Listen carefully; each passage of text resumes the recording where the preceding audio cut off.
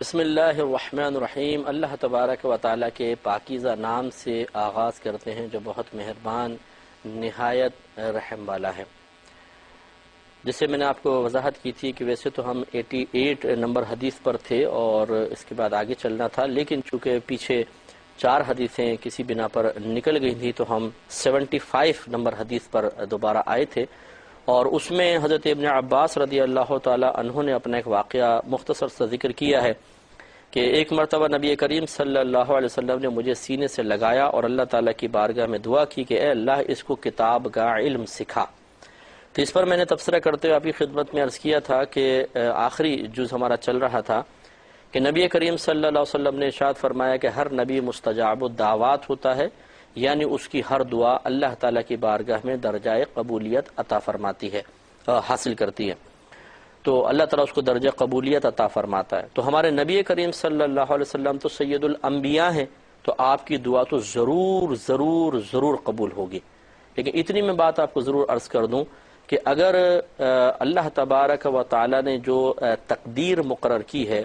تو یہ اس کی 3 قسمیں ہوتی ہیں۔ ایک جو سب سے زیادہ پختہ ہوتی ہے اور وہ بالکل تبدیل نہیں ہو سکتی، اسے کہتے ہیں تقدیر مبرم۔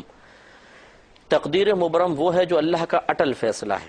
وہ بالکل تبدیل نہیں ہوتا۔ اس کے علاوہ اور تقدیریں دعاؤں سے تدبیروں سے بدل سکتی ہیں، لیکن تقدیر مبرم نہیں بدل سکتی۔ اس کے بارے میں علماء اسلام کا متفق علیہ فیصلہ ہے کہ اگر کوئی نبی بھی اس تقدیر کے خلاف دعا کرنے لگے تو اللہ تبارک و تعالی ان کو دعا سے روک دیتا ہے۔ تو دیکھیے کتنی صحیح موافقت ہے کہ اللہ تعالی کسی بھی نبی کی زبان پر وہی دعا جاری کرواتا ہے کہ جس کو درجہ قبولیت حاصل ہونا ہوتا ہے۔ اگر کوئی نبی ایسی دعا کرنے لگے جو اللہ تعالیٰ کی تقدیر مبرم کے خلاف ہے تو نبی کو دعا سے روک دیا جاتا ہے۔ جیسے کہ نبی کریم صلی اللہ علیہ وسلم کی خود یہ حدیث موجود ہے، مسلم کی روایت ہے، آپ نے ارشاد فرمایا کہ میں نے اللہ تبارک و تعالی سے 3 دعائیں مانگنا چاہیں، 2 تو میں نے مانگی اللہ نے قبول فرما لی، اور تیسری سے مجھے منع کر دیا گیا، یعنی تیسری دعا کرنے سے مجھے روک دیا گیا۔ وہ تیسری دعا یہ تھی کہ نبی کریم صلی اللہ علیہ وسلم فرماتے ہیں کہ میں نے دعا کرنا چاہی کہ اللہ تعالیٰ میری امت میں آپس میں اختلاف پیدا نہ ہو، تو اللہ تعالیٰ نے مجھے اس دعا سے روک دیا۔ معلوم یہ ہوا کہ اگر نبی کی زبان پر دعا آ جائے تو پھر وہ ضرور قبول ہوگی، اور اگر اللہ تبارک و تعالیٰ کی تقدیر مبرم اور یہ دعا جو نبی کی دعا ہے اس میں باہم کوئی ٹکراؤ پیدا ہو رہا ہو کہ نبی کی دعا اس تقدیر مبرم کے خلاف ہونے والی ہو، تو اللہ تعالیٰ ان کو دعا سے پہلے ہی روک دیا کرتا ہے۔ جیسے کہ ابراہیم علیہ السلام کے پاس فرشتے آئے اور انہوں نے بتایا کہ قوم لوط پر اللہ تبارک و تعالیٰ نے عذاب کا ارادہ فرمایا ہے، تو ہم وہ عذاب لے کر آئے ہیں۔ تو ابراہیم علیہ السلام نے اللہ تعالیٰ کی بارگاہ میں قوم لوط کے لیے سفارش کرنا چاہی، تو اللہ تبارک و تعالیٰ نے منع فرما دیا کہ ابراہیم ان کے لیے سفارش ہرگز نہ کیجیے گا، کیونکہ ان کے لیے عذاب کا فیصلہ ہو چکا ہے۔ تو ابراہیم علیہ السلام کو دعا کرنے سے روک دیا گیا۔ اس لیے یہ جو مقولہ ہے مشہور ہے کہ یہ دعا تقدیر کو بدل دیتی ہے، تدبیر تقدیر کو بدل دیتی ہے، یہ تقدیر مبرم کے علاوہ کے لیے ہے، اور تقدیر مبرم یہ کسی کی دعا سے نہیں بدل سکتی ہے، یہ کسی کی تدبیر سے نہیں بدل سکتی ہے، یہ اٹل تقدیر ہوتی ہے۔ تو خلاصہ کلام یہ ہے کہ اب جب یہ کنفرم ہو گیا کہ جب نبی کی زبان پر یا تو اگر وہ تقدیر کے خلاف ہے تو دعا جاری نہیں ہوگی، لیکن جاری ہو جائے گی تو اس کا مطلب وہ تقدیر کے خلاف نہیں بلکہ تقدیر کے اللہ کے فیصلے کے موافق ہے۔ تو نبی کریم صلی اللہ علیہ وسلم نے ابن عباس رضی اللہ تعالیٰ عنہ کو دعا دے دی، اے اللہ ان کو کتاب کا علم سکھا۔ جب سرکار کی زبان سے نکل گئی دعا تو اس کا نکلنا ہی اس بات کا ثبوت ہے کہ یہ تقدیر الہی کے منافی نہیں ہے، اس کے خلاف نہیں ہے، بلکہ اللہ تعالیٰ کا ارادہ بھی یہی ہے کہ ابن عباس رضی اللہ تعالیٰ عنہ کا قرآن کا فہم دیا جائے گا، لہٰذا یقیناً یہ مقبول ہوئی، اور ابن عباس رضی اللہ تعالیٰ عنہ کو زبردست فہم اللہ تعالیٰ نے قرآن عظیم کا عطا فرمایا۔ لیکن ایک بات میں ضمناً آپ کی خدمت میں عرض کر دوں، یہ دعا اپنے مقام پر ہے، لیکن اس کا مطلب ہرگز یہ نہیں ہے کہ ابن عباس رضی اللہ تعالیٰ عنہ قرآن کے بارے میں جو کچھ ارشاد فرمائیں گے وہ ایک شرعی حجت بھی بن جائے گا۔ یعنی ایک ہے تفسیر ابن عباس ہے جس میں حضرت ابن عباس رضی اللہ تعالیٰ عنہ سے منقول جو آیات کی تفسیر ہے وہ موجود ہیں، تو ضروری نہیں ہے کہ جو آپ نے تفسیر فرمائی وہ دیگر لوگ بھی اس کو قبول کریں۔ بعض جگہ اختلاف ہو جاتا ہے کہ جمہور ایک طرف ہوتے ہیں ابن عباس رضی اللہ تعالیٰ عنہ کی تفسیر کچھ اور کہہ رہی ہوتی ہے. تو یہ مطلب عام لوگوں کی سمجھ میں آنے والی بات نہیں ہے. یہ علماء ہی بہتر سمجھتے ہیں، صحابہ کرام دیگر بہتر سمجھتے تھے، اور جو تابعین ہیں، تبع تابعین ہیں، انہوں نے باقاعدہ ابن عباس رضی اللہ تعالیٰ عنہ کی تفسیر کے خلاف تفسیریں کی ہیں بعض اوقات. تو یہ آپس میں باہم کو ٹکراؤ والی بات نہیں ہے. نبی کریم صلی اللہ علیہ وسلم کا یہ اللہ تعالیٰ کی بارگاہ میں دعا کرنا، اللہ تعالیٰ سے کتاب کا علم عطا فرما، یہ اپنے مقام پہ بالکل صحیح دعا ہے. اور تفسیر کرتے ہوئے ابن عباس رضی اللہ تعالیٰ عنہ جو کچھ بیان فرماتے ہیں اسے امت کا قبول کرنا نہ کرنا یہ ایک الگ بات ہے. تو اس لیے اس میں باہم چونکہ ٹکراؤ نہیں ہے، تو کہیں پر ایسا آپ کے ذہن میں نہ آئے کہ آپ نے مثال کے طور پہ تفسیر ابن عباس کہیں پڑھی یا حوالہ لکھا ہوا ہے تفسیر ابن عباس، کسی آیت کی تفسیر کی گئی ہے اور حوالہ تفسیر ابن عباس کا ہے. اب آپ نے وہ پڑھا کچھ اور ہے، اور آپ نے جمہور علماء کو سنا یا میڈیا پر کسی عالم کو سن رہے ہیں وہ جو تفسیر کر رہے ہیں جمہور علماء کی روشنی میں، آپ کہتے ہیں یہ تو ابن عباس رضی اللہ تعالیٰ عنہ کی تفسیر کے بالکل خلاف ہے. اب آپ کہیں کہ چونکہ ابن عباس رضی اللہ تعالیٰ عنہ کے لیے نبی کریم صلی اللہ علیہ وسلم نے دعا کی تھی کہ اللہ تعالیٰ ان کو کتاب کا علم عطا فرما، اس لیے یہ صحیح ہے، یہ غلط ہے. یہ آپ کو حق حاصل نہیں ہے. اس میں اور بہت ساری علمی پیچیدگیاں ہوتی ہیں جس کو ہر شخص نہیں سمجھ سکتا. اس مقام پہ ہم نے ضروری محسوس کیا تو ہم نے اس بات کی وضاحت کر دی کہ ابن عباس رضی اللہ تعالی عنہ کو یقیناً قرآن کا زبردست فہم عطا کیا گیا تھا، لیکن آپ کا قول امت کے لیے ہر قول حجت ہو جائے یہ کوئی ضروری، یعنی دلیل بن جائے، یہ کوئی ضروری نہیں ہے. اگلی حدیث پر آتے ہیں. اس میں پہلے باب قائم کیا ہے امام بخاری رحمۃ اللہ علیہ نے کہ باب متى يصح سماع الصغیر،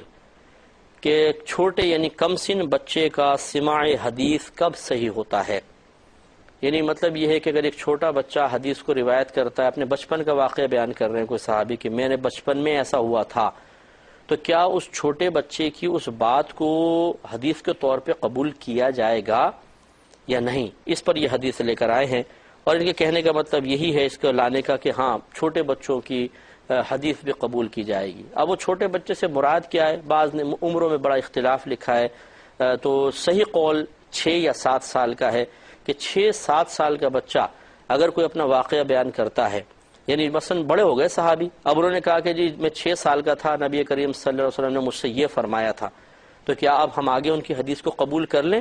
یا یہ سوچ کر چھوڑ دیں کہ چھوٹا بچہ تھا پتہ نہیں صحیح سنا ہوگا نہیں سنا ہوگا، چھوڑ دو یہ حدیث قابل حجت نہیں ہے؟ نہیں، بلکہ علماء نے فرمایا کہ ہاں 6-7 سال کا بچہ اگر کوئی صحابی کہتے ہیں میں 6-7 سال کا تھا، اس وقت میں نے نبی کریم صلی اللہ علیہ وسلم سے ایک بات سنی تھی، تو بس یہ بات شرعی حجت ہے، ہم اس کو بطور دلیل آگے پیش کر سکتے ہیں. تو اس میں امام بخاری رحمۃ اللہ علیہ یہ حدیث لے کر آئے، حدیث نمبر 76 ہے، 75 میں نے پہلے بیان کی، 76 ہے. اس میں حضرت عبداللہ بن عباس رضی اللہ تعالی عنہما ہی راوی ہیں. یہ کہتے ہیں کہ میں گدھے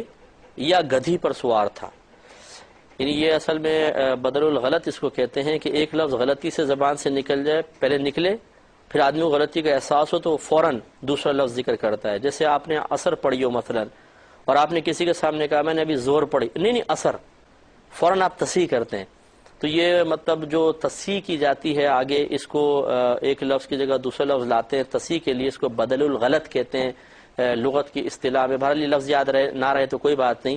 اس میں ابن عباس رضی اللہ تعالی عنہما نے یہی کہا، پہلے فرمایا میں گدھے پہ سوار تھا، پھر آپ ایک دم یاد آیا وہ گدھا نہیں گدھی تھی، تو آپ نے کہا نہیں گدھی پر یوں. تو آپ نے فرمایا کہ میں گدھی پر سوار تھا اور اس وقت میں بلوغت کے قریب تھا. نبی کریم صلی اللہ علیہ وسلم مینا میں بغیر کسی دیوار کی طرف رخ فرمائے نماز پڑھ رہے تھے اور پیچھے صحابہ کرام بھی تھے. فرماتے ہیں کہ میں کسی صف کے سامنے سے گزرا اور میں نے گدھی کو چرنے کے لیے چھوڑ دیا، پھر میں صف میں داخل ہو گیا تو کسی نے مجھ پر انکار نہیں کیا، یعنی کسی نے مجھ کو روکا نہیں، کسی نے ٹوکا نہیں، کسی نے برا بھلا نہیں کہا. تو اس سے یہ معلوم ہوا کہ دیکھیں ابن عباس رضی اللہ تعالی عنہما اپنے بچپن کا واقعہ ذکر کر رہے ہیں کہ میں قریب بلوغ تھا، یعنی بالغ نہیں ہوئے تھے، اس وقت کا واقعہ ہے اور آپ بعد میں اس کو ذکر کر رہے ہیں. اس کو لوگوں نے قبول کیا، خود امام بخاری نے لکھا ہے. اس کا مطلب یہ ہے کہ کم سن یا صغیر صحابی اگر کوئی اپنی روایت بیان کرتے ہیں اور ان کی عمر اتنی ہے کہ جس میں ایک بچہ ذی شعور کہلاتا ہے، تو ان کے قول کا بالکل اعتبار کیا جائے گا۔ اب اس میں مسئلہ یہ تھا کہ نبی کریم صلی اللہ علیہ وسلم مینا میں نماز پڑھا رہے تھے اور آپ کے سامنے سترہ نہیں تھا۔ سترہ رکاوٹ کو کہتے ہیں۔ نبی کریم صلی اللہ علیہ وسلم کی پہلے یہ حدیث دیکھ لیں کہ آپ نے ارشاد فرمایا کہ کسی نمازی کے آگے سے گزرنے والا اگر جانتا کہ اس نے کتنا بڑا گناہ کیا ہے تو اس ایک قدم اٹھانے سے، جو اس نے نمازی کے آگے سے گزرنے کے لیے اٹھایا، اس قدم اٹھانے سے وہ زیادہ بہتر یہ سمجھتا کہ 40 سال تک یہاں پر کھڑا رہے۔ تو معلوم یہ ہوا کہ جب کوئی شخص نماز پڑھ رہا ہوتا ہے تو اس کے اور اللہ تبارک و تعالیٰ کے درمیان ایک ایسا راز و نیاز کا معاملہ ہوتا ہے، اور ایسا ایک مطلب ماحول بن جاتا ہے کہ اگر کوئی درمیان سے گزرے تو گویا کہ وہ اللہ تعالیٰ اور اس بندے کی ملاقات کے راہ میں رکاوٹ بن رہا ہے اور وہ قابل گرفت ہو جاتا ہے۔ اس لیے نمازی کے آگے سے گزرنا منع ہوتا ہے۔ تو حکم شرعی یہ ہوتا ہے کہ نمازی کو بھی چاہیے کہ ایسے رستے پہ نماز نہ پڑھے کہ لوگ اس کے سامنے سے گزر رہے ہوں، تو یہ بری بات ہے۔ ایسی جگہ پہ مسجد میں بھی نماز نہیں پڑھنی چاہیے۔ اگر پڑھنا چاہیں تو پھر آگے ایک رکاوٹ کھڑی کر لیں، اس رکاوٹ کو سترہ کہتے ہیں۔ وہ رکاوٹ کم از کم ایک انگلی کے برابر، ایک انگلی کے برابر موٹی ہو، اس سے جتنی موٹی ہو کوئی بات نہیں، کم از کم اتنی ہونی چاہیے، اور انگلی کے سرے سے لے کر، بیچ والی انگلی کے سرے سے لے کر کوہنی تک، یعنی ایک ہاتھ کہلاتا ہے شرعی لحاظ سے، یہ ایک ہاتھ کم از کم اونچی ہو، اور وہ زمین میں اس کا تعلق ہو، گڑی ہوئی ہو، معلق نہ ہو۔ مثلا آپ ایک ستون سے، ایک رسی سے باندھ کے ایک لکڑی لٹکا دیں، وہ جھول رہی ہے یوں، زمین پر نہیں ہے، یہ سترہ نہیں بنے گی، کیونکہ اس کا اتصال زمین سے نہیں ہے۔ تو سترے کا زمین سے متصل ہونا ضروری ہے، اور کم از کم ایک انگلی کے برابر موٹا، اور لمبائی میں کم از کم اتنا ہونا چاہیے۔ لہٰذا معلوم ہوا کہ اگر آپ نے ایک نیزہ، یہ لکڑی سامنے گاڑ دی ہے جو اس ایک ہاتھ کے برابر ہے، اب شریعت نے اجازت دی ہے کہ وہ سترے کے آگے سے نکل سکتے ہیں، تو یہ ایک حکم شرع ہوتا ہے، تو اس میں کوئی حرج نہیں ہے۔ اب مثال کے طور پر مسجدوں کا معاملہ تو یہ ہے، اگر بڑی مسجد ہے مثال کے طور پر اور نمازی نے آگے سترے کے لیے کچھ نہیں رکھا ہوا، بڑی مسجد وہ کہلائے گی۔ اس میں دو قول ہیں، ایک تو بہت ہی وسیع قول ہے، مطلب جیسے بعض بزرگوں نے اختیار کیا کہ بہت ہی بڑی مسجد ہو تو اس میں پھر انسان ایسا کر سکتا ہے کہ وہ میدان کے حکم میں ہے اور 3 صفوں کے آگے سے نکل سکتا ہے۔ اور بڑی مسجد کے بارے میں لکھا ہے کہ وہ خارزم کی ایک مسجد تھی جس میں 1000 ستون تھے، وہ بڑی مسجد، 1000 ستونوں کی مسجد، اس میں 3 صفوں کے آگے سے نکل سکتے ہیں، یہ ایک قول ہے۔ دوسرا قول یہ ہے کہ ایسی کوئی بھی مسجد جس کی لمبائی چوڑائی کم از کم 45 گز بن جائے تو وہ ایک بڑی مسجد کہلائے گی۔ مثال کے طور پہ 9 گز یوں ہیں، 5 گز یوں ہیں، تو 9 5 45، تو یہ ایک بڑی مسجد کہلائے گی۔ اس میں اگر کوئی نمازی کے آگے سے گزرے، سترہ اگر نہ ہو، اور 3 صف چھوڑ کر گزر جائے تو گنجائش نکل سکتی ہے۔ اور آج کل لوگوں کی کیفیت اور ان کی طبیعتوں کی کسل مندی اور قلت وقت، تنگی فرصت کو دیکھتے ہوئے اسی پر فتویٰ دینا سب سے بہترین ہے کہ اسی پر فتویٰ دیا جائے۔ ہم بھی اسی پر فتویٰ دیتے ہیں، ہم دوسرے والے قول پہ فتویٰ نہیں دیتے کہ اس میں تنگی بہت زیادہ ہے، اس میں آسانی بہت زیادہ ہے۔ تو اب اگر کوئی ایسی مسجد ہے کہ کم از کم اس کی لمبائی چوڑائی کا حاصل ضرب 45 گز ہو تو 3 صفوں کے آگے سے انسان نکل سکتا ہے۔ افضل اور اولہ تو یہ ہے کہ سترے کے بعد ہی نماز پڑھے نمازی، یا آپ اگر گزرنا چاہتے ہیں، جیسے ٹوپیاں وغیرہ ہوتی ہیں ان کو اس طرح اوپر لگا کے سترہ بنا کے سامنے رکھ دیا، اس کے آگے سے نکل کے، بہت اچھا ہے۔ لیکن اگر سترے کے لیے کوئی چیز نہیں ہے تو کم از کم 3 صفوں کے آگے سے نکلیں، یہ بہترین طریقہ ہوتا ہے۔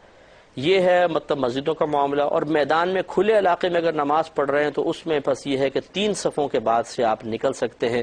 سترہ ہو تو بہت اچھی بات ہے، پھر تو سترے کے فوراً بعد نکل سکتے ہیں، اور اگر سترہ نہیں ہے تو 3 صفوں کے آگے سے آپ نکل سکتے ہیں۔ ضمناً پہلے یہ بھی لے لیتا ہوں، پھر میں اس حدیث کی طرف آؤں گا کہ حرمین شریفین میں اگر آپ طواف کر رہے ہیں تو طواف کے دوران تو جتنے بھی لوگ نماز پڑھ رہے ہیں ان کے آگے سے آپ گزر سکتے ہیں، ان کا استثناء ہے، کوئی گناہ گار نہیں ہوں گے۔ لیکن جب انسان نماز سے فارغ ہو جاتا ہے تو ہم دوسروں کی دیکھا دیکھی، بعض اوقات لوگ نماز پڑھ رہے ہو تو ان کے آگے سے نکل جاتے ہیں، بالکل اجازت نہیں ہے۔ 3 صفوں کے آگے سے نکلنا ہوگا۔ نبی کریم صلی اللہ علیہ وسلم نے جو کلام فرمایا وہ مکہ مدینے کے اندر ہی کلام فرمایا ہے۔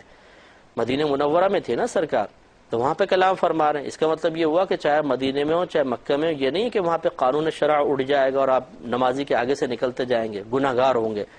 3 صفوں کے آگے سے آپ کو نکلنا پڑے گا۔ ہاں اب اگر آپ یہ سمجھتے ہیں کہ میں 3 صفحے میں کراس کروں گا، وہاں پہ بھی اتنے سارے لوگ نماز پڑھ رہے ہیں تو کیا کریں، تو یہ ہو سکتا ہے اگر کوئی گزر رہا ہے نمازی کے آگے سے، جیسے یہ نمازی نماز پڑھ رہا ہے، ایک آدمی یوں گزر رہا ہے، آپ اس کی آڑ لے کر نا اس کے ساتھ وہ نکل جائے، تو وہ سامنے ہے، آپ نہیں ہیں، آپ اس کی آڑ لے کے نمازی کے نکل سکتے ہیں، اس طرح احتیاط کر کے ہی نکلیے۔ وہاں پہ شترے بے مہار بن جانا کہ جی بس ہم تو باہر نکلنا ہے، چاہے کتنے نمازیوں کو کراس کر کے نکل جائیں، یہ بالکل غلط ہے، گناہ گار ہوں گے۔ اب آئیے اس حدیث کی طرف، اچھا پھر ایک اور پہلے مسئلہ دیکھ لیں، پھر میں حدیث کی طرف آتا ہوں۔ مسئلہ یہ ہے اگر ایک اکیلا شخص نماز پڑھ رہا ہے تو یہ حکم ہے جو میں نے ابھی آپ کی خدمت میں عرض کیا، لیکن اگر جماعت قائم ہے تو یاد رکھیں کہ امام کا سترہ تمام نمازیوں کا سترہ ہے، مطلب کہنے کا یہ اگر کوئی امام کے سامنے سے گزرا تو گویا کہ پورے نمازیوں کے سامنے سے گزرا، اور اگر کوئی امام کے سامنے سے نہیں گزرا تو گویا کہ کسی کے سامنے سے نہیں گزرا، کہ جب جماعت ہوتی ہے تو اب اعتبار صرف امام کا ہے اور کسی کا نہیں۔ مثال کے طور پہ جماعت قائم ہے، آپ اس دروازے سے آئے، یہ پوری صف بنی ہوئی ہے، امام صاحب آگے ہیں، اور آپ نے دیکھا کہ صف کے کونے میں جگہ خالی ہے، اب آپ پوری صف کے سامنے سے گزرتے ہوئے کونے پہ چلے گئے، جائز ہے، اس لیے کہ یہ نمازیوں کے آگے سے گزرنا نہیں کہلائے گا۔ وجہ اس کی یہ ہے کہ امام جب ہوتا ہے تو امام کے آگے سے گزرنا پوری صفوں کے سامنے سے گزرنا ہے، اور اگر آپ امام کے سامنے سے نہیں گزرے، چاہے کتنے صفوں کے اندر سے آپ گزر رہے ہیں، وہ کسی کے آگے سے آپ نہیں گزر رہے۔ لیکن یہ انہی کے لیے جو جماعت میں شامل ہوں، بعض لوگ سنتیں بھی پڑھ رہے ہوتے ہیں سائیڈ میں، وہ صف میں ہوتے ہیں کونے میں کہ سنت پڑھ رہے، ان کے سامنے سے نہیں گزریں گے کیونکہ وہ جماعت میں شامل نہیں ہیں۔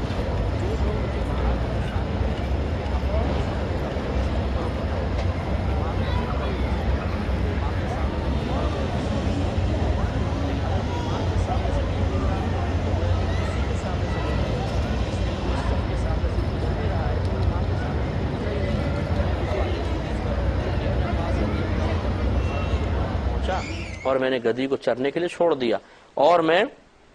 کسی صف کے سامنے سے گزرا اور پھر صف میں داخل ہو گیا، کسی نے انکار نہیں کیا، کسی نے ٹوکا روکا نہیں۔ وجہ یہ تھی کہ نبی کریم صلی اللہ علیہ وسلم کا سترہ تمام نمازیوں کے لیے سترہ تھا، آپ چونکہ صف کے سامنے سے تو گزرے تھے لیکن آپ نے امام کے آگے سے کراس نہیں کیا تھا، تو کسی نے آپ کو تنبیہ نہیں کی، کسی نے آپ کو ڈانٹا ڈپٹا نہیں، اور یہ بالکل صحیح ہے۔ اب یہ ہے شرعی مسئلہ۔ اب ہمارے ہاں ایسا ہوتا ہے کہ اگر کوئی بچہ بالفرض بڑا بھی نماز صف قائم ہے، آگے جگہ خالی ہے، وہ گزر کے سامنے سے اگر چلا جائے گا، آپ دیکھ لیں جماعت کے بعد شور شرابہ کیسے مچ جائے گا، کیونکہ ہمارے ہاں جہلاء کی اکثریت ہے، جنہوں نے حدیث نہیں پڑھی، قرآن نہیں پڑھا ہوا، انہوں نے سن کے ہم نے دین سیکھا ہے۔ ہم کہتے ہیں مسلمان گھرانے میں پیدا ہوئے ہیں، الف بھی نہیں آتی اپنے دین کی۔ ایک کرسچن اگر سامنے بیٹھ کر، ایک یہودی بیٹھ کر، ایک غیر مسلم بیٹھ کر ہمارے دین کے بارے میں 4 کویسچن کر لے، ہمارے پاس وہ 90 تلے جملے ہی نہیں ہیں جس سے ہم اپنے دین کو اس کو سمجھا سکیں، ہماری حالت تو یہ ہے۔ تو اب یہ جو خصوصی طور پہ بہت میں معذرت کے ساتھ عرض کرتا ہوں، دائرہ ادب میں رہتے ہوئے اگر کوئی برا محسوس کرے تو مجھے معاف کر دیجیے گا، برا لگے تو معاف کر دیجیے گا، کہ جو ہمارے یہ پرانے نمازی ہوتے ہیں یہ مسجدوں میں ایسے گھومتے ہیں جیسے مسجد کے ٹھیکیدار ہیں، اور یہ نئے جو نمازی ہوتے ہیں یا ینگ جنریشن ہے یا بچے ان کو گویا کہ دین سکھانا چاہتے ہیں اور غلط دین سکھا رہے ہوتے ہیں۔ تو اسی طرح آپ یہ دیکھتے، میں نے عرض کیا، آپ کر کے دیکھ لیں، آپ صف کے آگے سے نکلیں، اگر آگے جگہ خالی ہے کھڑا ہو کر دیکھیں، شور مچ جائے گا جی آپ لوگوں کے سامنے سے گزر گئے۔ ارے بھائی شرعی مسئلہ یہ ہے، ابن عباس رضی اللہ تعالیٰ عنہما گزرے ہیں، کسی نے بھی انکار نہیں کیا، خود فرماتے ہیں کہ میں سب کے سامنے سے گزرا، کسی نے انکار نہیں کیا۔ اس لیے اچھی طریقے سے اس بات کو ذہن نشین رکھنا ضروری ہے۔ اللہ تعالیٰ سے دعا ہے کہ رب کریم عمل پیرا ہونے کی توفیق عطا فرمائے، آمین۔ وآخر دعوانا ان الحمد للہ رب العالمین۔